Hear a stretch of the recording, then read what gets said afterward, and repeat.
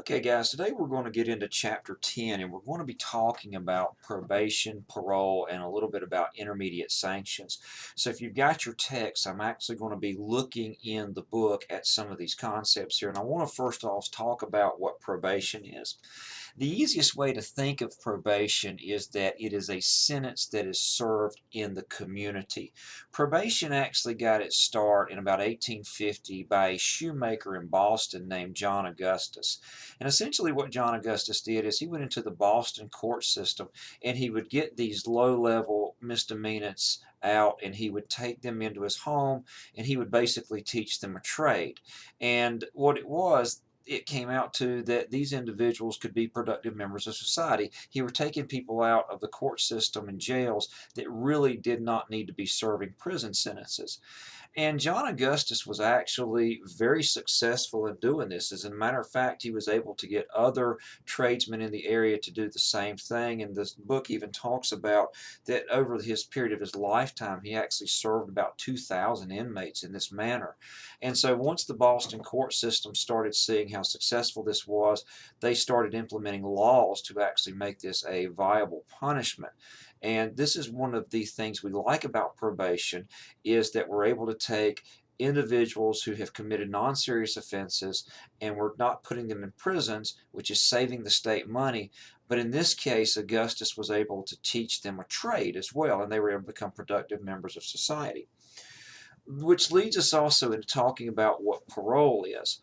Parole is when we release an offender early from their sentence. So if you have an individual who is serving, say, they've got to serve 20 years in prison, they come up for parole after 10 years, the parole board finds that they have been reformed and rehabilitated, then they can release them out on parole. One thing I do want to mention about this is North Carolina essentially did away with parole for anybody who committed an offense after October of 1993. If you go on the state's website, you will actually find there are people on parole in the state, but those are individuals who committed crimes before October of 1993. So an offense after that date, you are not eligible for parole. What the state does, they have what's called post-release. So let's say that an individual gets served or gets sentenced to 10 years. They're going to serve 9 years and 3 months of that sentence in a prison facility. The other 9 months they are released on what is called post-release, and that 9 months is going to be served in the community much like a probation is. So we don't call that parole, it's called post-release. We technically don't have parole in the state of North Carolina.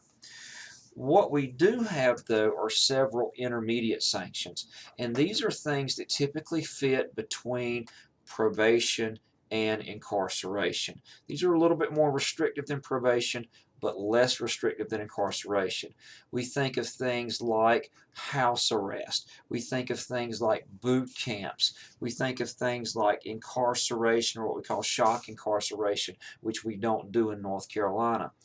In one of your assignments here in this chapter, you're actually going to be researching some of the intermediate sanctions that we have in this state and the ones that we use.